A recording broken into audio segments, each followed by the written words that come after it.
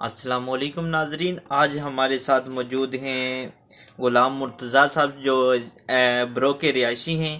یہ محکمہ برقیات کی جانب سے بوگس بلات کے بارے میں آپ کو تفصیلات فراہم کریں گے۔ ان کو تقریباً 2,11,000 کا بل جاری کیا گیا ہے، اس کے بارے میں یہ آپ کو بریف کریں گے۔ بسم اللہ الرحمن الرحیم۔ جناب، میرا نام غلام مرتضیٰ ہے۔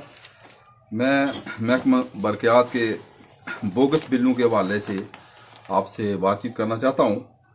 جناب، جون 2020 کو میں نے جو بل جمع کرایا وہ 4,275 روپے تھا۔ تو جو محکمے کے لوگ آئے جنہوں نے چیک کیا، انہوں نے کہا جی آپ کا کوئی بقایا جات نہیں ہے۔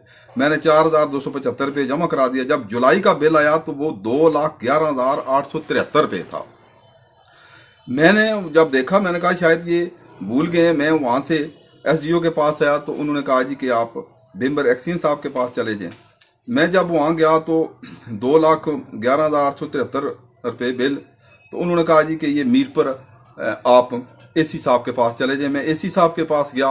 وہاں سے اس دن رائے نثار صاحب بھی وزیر برقیات موجود تھے، تو ان کے سامنے میں نے ان کو کہا کہ میرا اتنا زیادہ بل آ گیا ہے، ایک مہینے کا بل 2,11,873، حالانکہ پچھلا جون کا میں نے جمع کرا چکا تھا، میرا کوئی بقایا نہیں تھا۔ تو پھر رائے نثار صاحب نے کہا کہ وہاں اس یونیکون سے خواہ میں اس ایریا میں تو بجلی نہیں ہے، تو اتنا بل ایک مہینے میں کون سی فیکٹری لگائی ہوئی ہے۔ انہوں نے ایکسین بمبر کو بلایا اور کہا کہ یہ بل درست کریں، یہ ادھر بجلی نہیں ہوتی تو اتنا بل نہیں آ سکتا۔ تو ایکسین صاحب نے مجھے کہا کہ مجھے علیحدہ کر کے انہوں نے کہا کہ جی مجھے آپ جو ہے نا ملیں بمبر، اور آپ ادھر آ کے بڑے بڑے لوگوں کے پاس آتے ہیں تو ڈائریکٹ مجھے ملیں اور میرے سے معاملات طے کریں۔ میں نے کہا کون سے معاملات؟ یہ انہوں نے پیچھے ایکسین صاحب نے لکھا بھی ہے کہ جی یہ بمبر آ جائیں، یہ انہوں نے لکھ کر دیا کہ جی آپ بمبر آ جائیں۔ تو میں دوسرے دن بمبر گیا تو انہوں نے کہا کہ جی آپ کی قسط کر دیتے ہیں، آپ ایک 5,000 جمع کرا دیں۔ یہ 5,000 انہوں نے خود لکھا ہوا ہے، یہ 5,000 میں نے جمع کرا دیا۔ تو انہوں نے کہا یہ آپ کا بل ختم ہو جائے گا، کوئی مسئلہ نہیں ہے، میٹر خراب ہے۔ میں 5,000 جمع کرا چکا۔ اگلے مہینے میں انتظار کرتا رہا کہ یہ سارا کچھ درست ہو جائے گا، لیکن دوبارہ اتنے بل آ گیا جتنا 2 لاکھ یہ میرے پاس رسید ہے، 2,11,873، اور پھر 2,09,508 ہو گیا جو میں نے 5,000 روپے کی قسط جمع کرائی، اور کرنٹ بل بھی بیچ میں اتنا ہی زیادہ ہے۔